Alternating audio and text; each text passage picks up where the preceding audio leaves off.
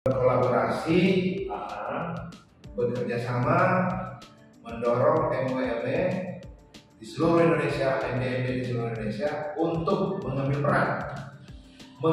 peran eksekusi, bukan mengambil peran reality. Eksekusi, cipta, abdikan diri kepada bangsa dan negara yang diberkati oleh Allah.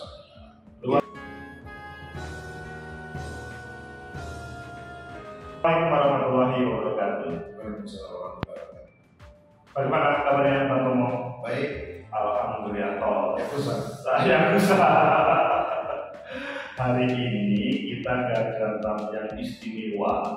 Beliau itu salah satu bakal calon Presidium Majelis Nasional kami. Amin. Amin. Gimana? Apakah informasi itu informasi yang betul? Betul dan tepat. Betul dan tepat.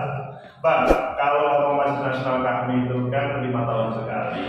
Kemarin kan ada yang dibawa para presidium dan relatif bagus ya untuk mengawal daerah dan berbagai program kerja. Kalau Bang Tomo ini. Bung Tomo ada Surabaya. Wah, Bung Tomo ini kembali ke Surabaya. Asli Jawa, Sulawesi. Oh, Sulawesi. Kemarin itu kok punya gagasan tertarik untuk merasa terpanggil untuk menjadi presiden, gimana ceritanya? Karena saya melihat Nah, di Majelis Nasional kami, itu jiwa eksekusinya masih kurang. Khususnya pengelolaan sumber daya. Saya ingin membawa kami menjadi insan cipta, mencipta, mengabdi yang bernafaskan Islam. Dia bisa mengeksekusi pengelolaan sumber daya alam dengan rahmatan lil alamin.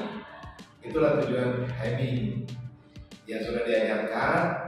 Namun saat ini saya melihat bahwa Majelis Nasional kami ini masih minim eksekusi itu. ini menarik ya. Mungkin bahasanya itu terlalu banyak teoritis begitu ya, atau bagaimana? Ilmunya udah sangat banyak. Kemudian teorinya sudah sangat banyak. Hasil-hasil risetnya sangat banyak. Tetapi comply untuk mengeksekusinya masih kurang. Gambarannya kalau mengeksekusi itu apa saja hal-hal yang perlu dieksekusi sehingga Majelis Nasional kami atau kami secara lembaga itu lebih baik.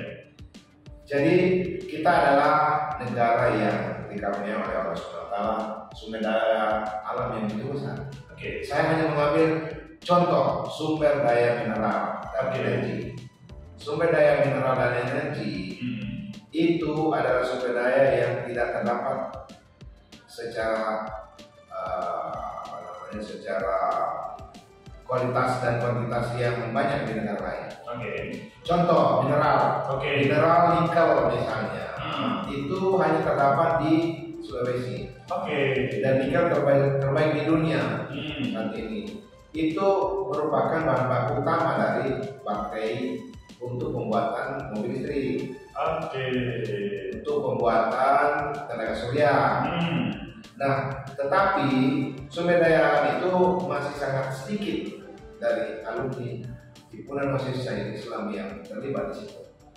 Kira-kira begitu, apa? Jadi referensinya itu Sulawesi Tengah atau Sulawesi Utaranya? Sulawesi umumnya mengandung mineral yang cukup banyak. Baik di Sulawesi Selatan, Sulawesi Tengah maupun Sulawesi Tenggara. Dan masih ada 39 mineral lain yang seharusnya dikelola. Contoh Fe atau besi itu gratis diambil oleh pengelola nikel. Itu hanya nikelnya.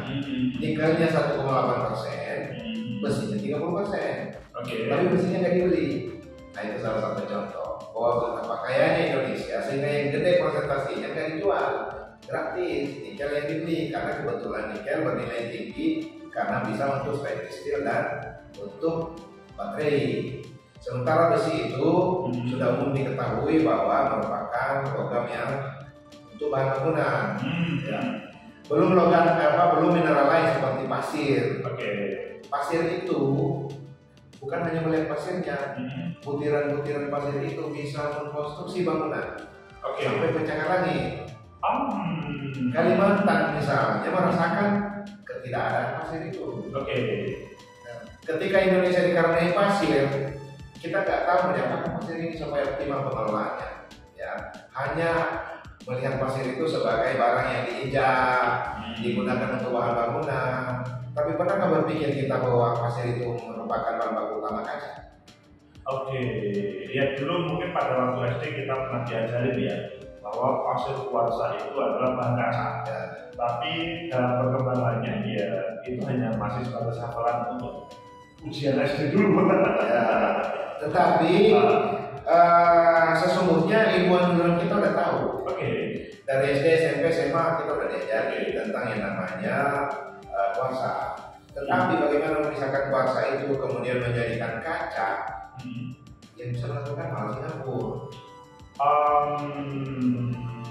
Ilmuwan-ilmuwan kayak ini yang ada di Indonesia ini kemana? Ini menarik ya kan? Menarik pemirsa. Jadi profesor HMI banyak mana? Profesor, doktor banyak. Tapi kok pada waktu periode sebelumnya kok belum sampai ke sana? Atau mungkin itu memang gini, Bung Tomo, itu adalah sebuah program salah satu bidang di Majelis Nasional yang harus diseriusi. Saya kira begitu. Cuma mungkin abang-abang kita yang sebelumnya belum mengetahui banyak tentang hal ini. Khususnya sumber daya alam yang kita kelola secara berdikari. Selama ini kita nyaman-nyaman aja dengan namanya kontrak karya. Dikontrak karyakan kepada asing. Selama berpuluh-puluh tahun. Dengan hanya fee 2,5%. Iya, 2,5%. Ya. Kita sudah merasa puas. Terus yang nikmati 98,5%. Lebih puas lagi. Atau mungkin itu ada anak-anak yang bermain-main di belakang. Selain 2,5% itu mungkin ya. Bukan bermain-main, mereka nggak tahu. Mereka nggak tahu bagaimana mengelola sumber daya alam tersebut, mengeksploitasi sumber daya alam tersebut menjadi barang jadi. Contoh pasir. Mungkin kita lihat pasir satu di misalnya. Ya pasir tok ya kita tahu. Kita campur dengan semen menjadilah bangunan. Tapi kalau sebenarnya dipilah itu menjadi kuarsa dan pasir akan menghasilkan nilai tambah kaca. Tapi siapakah di antara kita warga kami yang sudah mengetahui bagaimana membuat kaca? Itu masalahnya. Nah, di mana profesor kita yang ahli kimia itu? Inilah kami harus hadir mendorong riset kolaborasi. Ya. Nah ini menarik. Riset kolaborasi akhirnya kan otomatis dengan perguruan tinggi yang di situ para alumni HMI banyak profesor dan doktor. Gambaran Bung Tomo, bagaimana untuk bisa riset kolaborasi yang mereka sebetulnya mempunyai ilmu besar, tinggi, tapi kemudian belum aplikatif begitu. Ya, jadi ilmuwan-ilmuwan kita HMI kami ini, contoh di ITB itu banyak ahli metodologi. Di UI banyak ahli sosial ekonomi. Di UI juga banyak orang hukum yang mengerti tentang tata cara perizinan dan seterusnya, ya kan? Kemudian berindustri mungkin banyak di ITS, ya kan? Kemudian ahli-ahli lain mungkin ada di GM dan seterusnya. Kita ambil satu objek yang menjadi tujuan bersama, contoh energi baru terbarukan. Energi baru terbarukan yang kita sudah lihat saat ini, ya. Seperti energi matahari. Energi matahari itu yang modalnya kita tanpa beli ya. Ya, energi matahari itu adalah energi yang 12 jam kita gratis. Tapi disia-siakan aja. Kenapa tidak diserap dengan panel-panel surya? Kemudian panel-panel surya itu disimpan di baterai di rumah, malam hari kita keluarkan energi itu. Ibaratnya kita mencas HP 1 jam dicas, 8 jam 10 jam dipakai. Negara sebetulnya sudah berkali-kali ngomong energi terbarukan, tapi kelihatannya di level lapangan itu relatif jarang atau mungkin hanya diambil oleh para pengusaha, bukan para orang-orang hebat di kampus tadi. Jadi teori tentang energi baru terbarukan contohnya itu sudah banyak dikembangkan dan sudah banyak teori yang membahas itu bagaimana efektivitas panel-panel surya itu. Nah, namun demikian belum ada satupun anak kami yang bisa membuat panel-panel surya saja, belum ada. Panel surya yang dipasang di atas. Itu kan sekarang buatnya. Dan sel-sel yang sumber dayanya ada di Indonesia semua. Tidak harus lulus S1 itu, harus punya keilmuan. Kalau di luar negeri mungkin yang mendapat training pendidikan untuk membuat panel itu sudah mau bikin. Ya mungkin dibuat LK4, LK5 untuk kami lah. Gak usah lagi untuk HMI, LK1, LK2, cukup lah itu ilmu dasarnya. Tapi ilmu eksekusinya yang penting. Mungkinkah Bung Tomo dalam gambaran ketika nanti seandainya terpilih jadi Presidium Majelis Nasional kami, bagaimana cara eksekusi untuk semua majelis daerah atau semua cabang dan komisariat itu selanjutnya kreatif di dalam situ? Ya, kita harus buat satu training yang aplikatif. Training pelatihan yang benar-benar ada di daerah itu. Jangan kita membuat pelatihan-pelatihan yang sumber daya tidak ada di situ. Pertama ini, kalau nomor energi terbarukan yang hubungannya dengan matahari kan di seluruh Indonesia, itu kan matahari gratis semuanya. Energi luar biasa. Gratis semua, tapi cara nangkapnya dengan menggunakan panel kita belum bisa bikin. Baterai untuk menyimpan energi dengan skala misalnya 3000 watt itu belum bisa kita buat. Semuanya masih impor. Maksudnya ketika Bung Tomo menjadi Presidium Majelis Nasional kami, apa yang akan dilakukan? Yaitu kita harus mengelola sumber daya alam kita, bahan baku sumber daya alam tadi menjadi produk jadi yang bisa langsung dipakai, bisa dieksekusi, dipasang di panel. Indonesia ini bukan orang yang bodoh, kita orang Indonesia ini. Pesawat terbang aja bisa dibuat, apalagi orang yang panel-panel gitu. Tapi pertanyaannya ada nggak yang memikirkan? Pada isu global, di mana negara-negara barat yang sudah krisis energi, ya tidak punya batu bara, tidak suplai gas, akibat dihentikan Ukraina misalnya. Jerman sudah berpikir 2030, gua nggak perlu lagi namanya gas dari Ukraina. Cukup saya pasang panel listrik di atas atap, kemudian saya beli baterai penyimpan energi, mungkin nanti bisa diproduksi di Batam, Jawa Tengah, yang digagas oleh Presiden Jokowi saat ini. Bahan bakunya dari Kolaka, dari Kendari, dari mangannya dari NTT, kemudian kobalnya dari Sulawesi Tengah. Kita olah di sana menjadi baterai. Kemudian panel-panelnya itu kan gampang dipelajari oleh profesor-profesor kita. Bagaimana membuat panel-panel yang ukuran 50 kali 100 meter, kemudian kita taruh di atap rumah, menyerap energi dan disimpan baterai. Itu kan hal yang simpel sebenarnya toh, tapi eksekusinya kan tidak dilakukan. Kita lebih tertarik dengan ongkos politik caleg.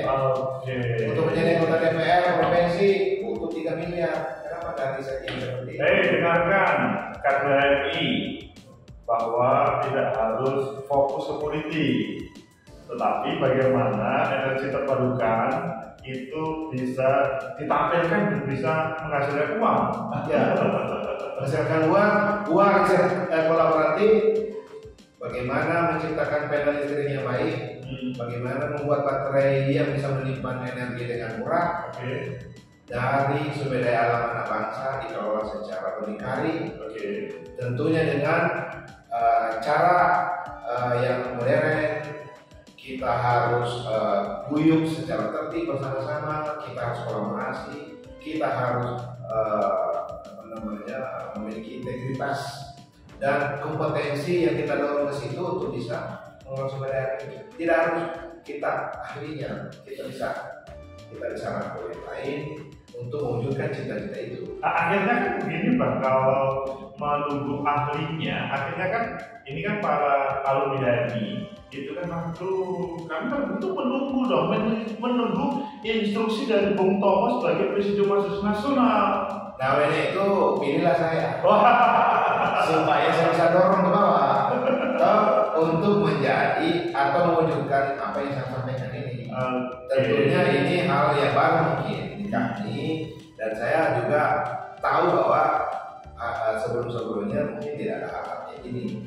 Oleh karena itu kita perlu untuk memaksimalkan insan cita. Insan cita itu adalah insan-insan yang punya kreativitas, mampu menciptakan, mampu mengerti, tentunya dengan berlandaskan Islam, kemudian membuat masyarakat Indonesia khususnya warga kami dulu menjadi sejahtera dengan diberkati dan diridhoi oleh Allah Subhanahu wa Ta'ala. Itu tujuan kita. Disitulah kepuasan hati, disitulah kebahagiaan hati. Gak ada guna kaya kita, gak guna kita punya duit banyak. Banyak teman-teman saya itu duitnya bertriliun-triliun tapi tidak pernah merasakan kebahagiaan. Bahkan dia masuk Islam, masuk Islam. Contoh, Mr. Anthony, saya punya partner itu masuk Islam karena dia tidak tenang hatinya. Ternyata dengan kita, kami ini punya satu kekuatan. Di mana kalau dia galau bisa bercanda-canda sama temannya. Kemudian bisa kembali untuk sholat, sujud dan seterusnya. Itu adalah kekuatan yang tidak dimiliki oleh orang lain. Yang kadang-kadang kita tidak menyadari bahwa itu sesuatu bagi orang yang belum menemukan Tuhannya. Itu namanya sosial kapital. Sosial kapital itu tidak dimiliki oleh China, tidak dimiliki Amerika.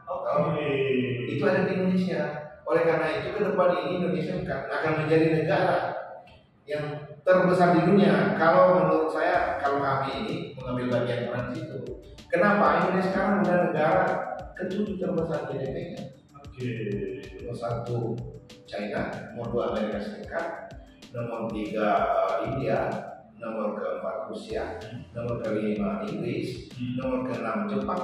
Indonesia kok udah nomor 7. Saat ini GDP ya, itu kami baru terlibat secara keseluruhan ya. Kami ini 15 juta orang. Kalau 15 juta orang ini membawa 10 orang yang lain, maka 150 juta menjadi ahli-ahli yang bisa mengeksekusi sumber daya kita sendiri. Tidak menjadi alumni-alumni HMI yang suka meminta proposal dan seterusnya. Itu kita harus tiadakan hal itu, saya kira. Dan jadi menurut saya begitu Bang, kira-kira apa yang saya ingin lakukan gebrakan di dalam majelis nasional kami sehingga tertular ke majelis wilayah, tertular ke majelis daerah. Tentunya memang tidak mampu proses sendiri. Tapi Bang, gini Bang, mungkinkah itu masuk ke wilayah ke dunia pendidikan? Jadi Bung Tomo itu kan menampilkan eksekusi yang itu sementara maksudnya belum dilakukan oleh para kader HMI atau kami. Dan mungkin kan ini kan sebagian juga di dunia akademis, di sekolahan.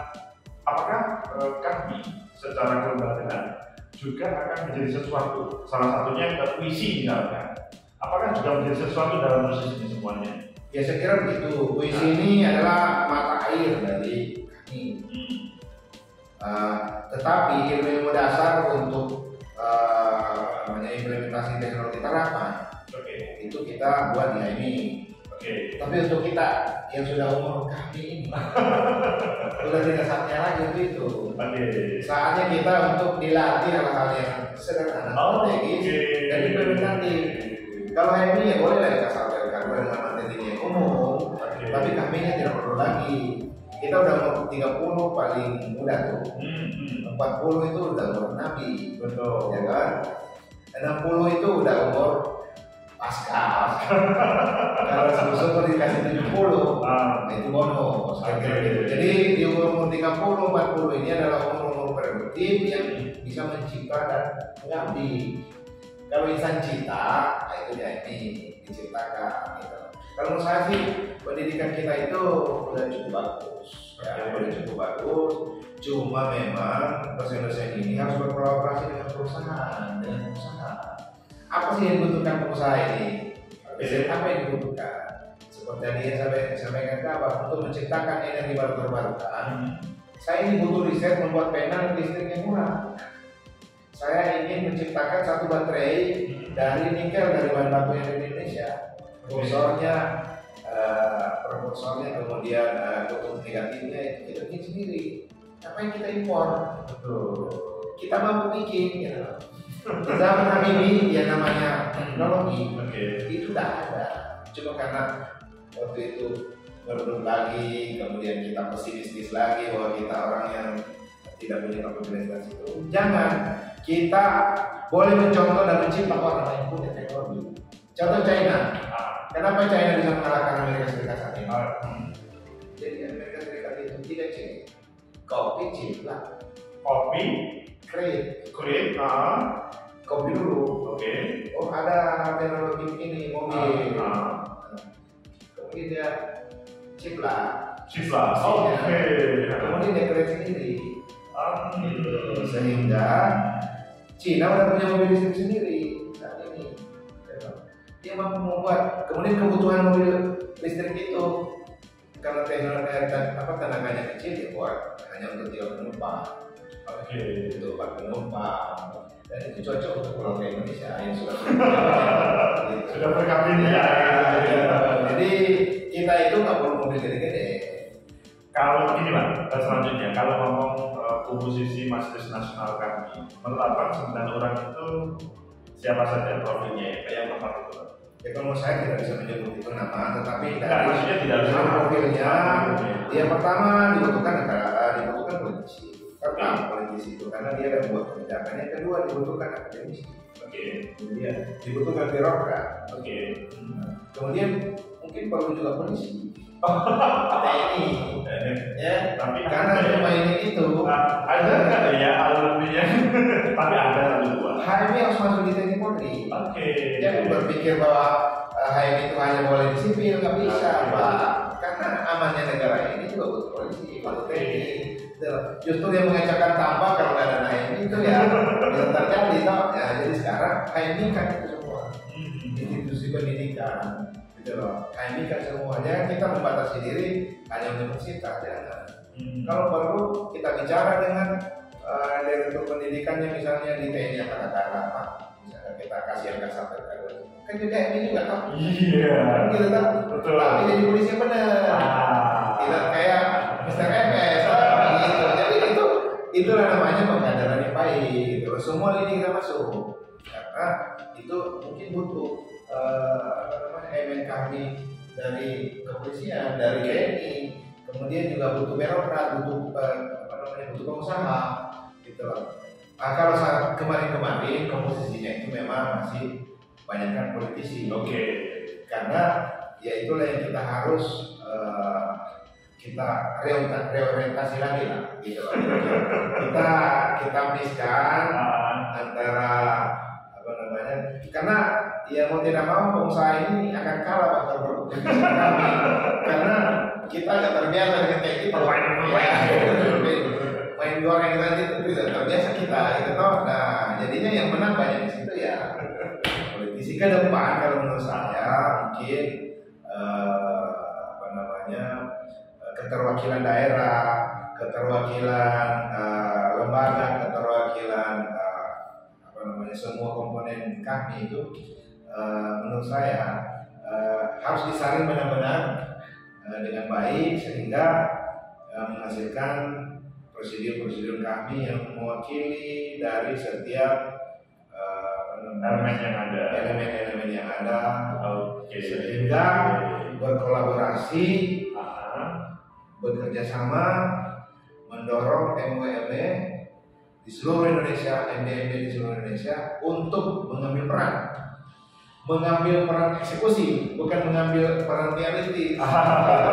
Eksekusi, cipta, abdikan diri kepada bangsa negara yang diberkati oleh Allah.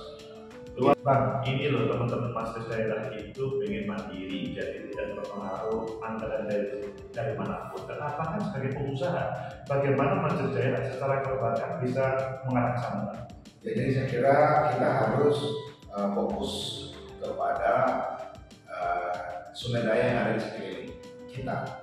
Setiap daerah di Indonesia berbeda-beda sumber dayanya. Oleh karena itu, kita harus mengidentifikasi sumber-sumber daya alam apa yang bisa kita usahakan di tempat itu.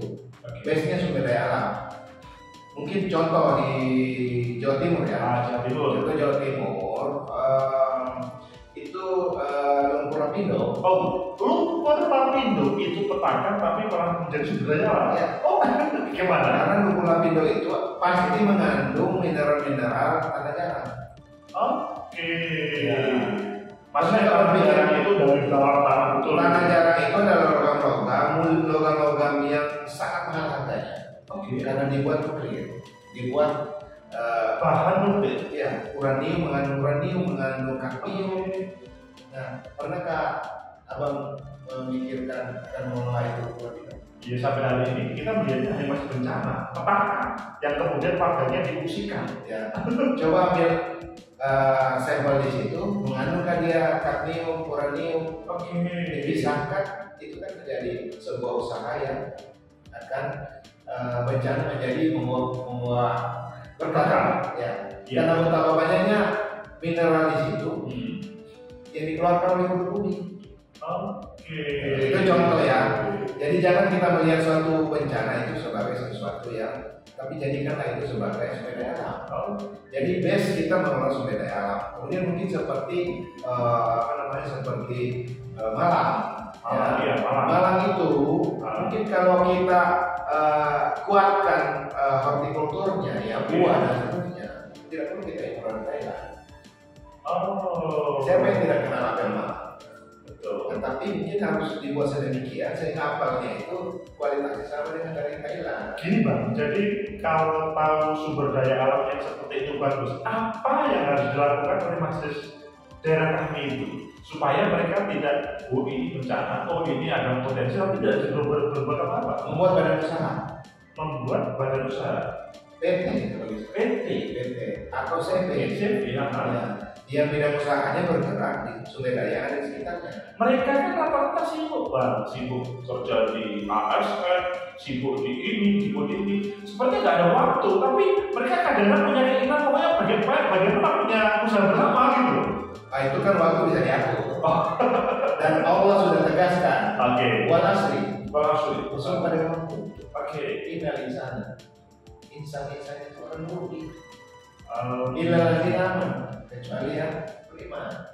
Wa minus salihah, dia mengerjakan amal saleh. Wa tawassaw bil haq, wa tawassaw bis sabar. Artinya bahwa waktu itu sangat penting. Allah bersumpah dengan waktu. Ketika kita tidak mengisi waktu kita dengan baik, dengan benar, ya kalau perlu kerja itu orang kerja 8 jam, ya kita 12 jam lah. Itu maksudnya. Kalau lainnya 8 jam, kita 12 jam. Kalau orang tidur 6 jam, kita 3 jam aja. Tetapi karena suplai makanan dan lain terjaga pada kita. Tapi kuncinya adalah di waktu. Ketika waktu itu kita bisa manfaatkan dengan semua Allah tadi, dengan 4 hal tadi, kita beriman, kita sholat dan lain-lain. Kemudian kita beramal saleh itu termasuk kita membuat usaha, menghidupkan karyawan dan lain-lain. Kemudian menegakkan yang hak, yang benar, gitu, mengelola sumber daya alam yang benar. Kemudian kita sabar. Tapi gini Bang, ada sebagian teman-teman bertanya, Bang, itu tetangga kami itu kan ketika berkumpul bersemangat membuat usaha PT, akhirnya konflik Bang. Gimana supaya tidak konflik tapi kemudian tujuannya tercapai? Aturan main yang diperjelas dari awal. Aturan main. Jangan dia bekerja 1 jam, mau dengan seperti yang 3 jam. Timesheetnya diperjelas. Jangan yang satu sibuk bisnisnya, orang lain disuruh tapi mau bagi hasil, itu tidak baik. Aturan main diterapkan dari awal, gitu loh. Dengarkan. Jadi jangan hanya perintah-perintah atau membuat aturan saja, tapi harus aturannya jelas ditegakkan ketika sudah ada gitu. Aturan main kita komitmen. Karena kita harus berkelahi di depan, nyaman di belakang. Jangan nyaman di depan, berkelahi di belakang. Silaturahmi menjadi usaha. Obrolan kita meskipun tidak panjang, tapi sangat berbobot. Pemirsa, itulah Bung Tomo, salah satu calon bakal calon presiden Majelis Nasional kami. Semoga menginspirasi kalian dan semoga apa yang menjadi visi misinya kemudian bisa kalian baca. Semoga bermanfaat. Like, subscribe, comment, and share. Sampai jumpa. Assalamualaikum warahmatullahi wabarakatuh. Waalaikumsalam warahmatullahi wabarakatuh. Oke, tos.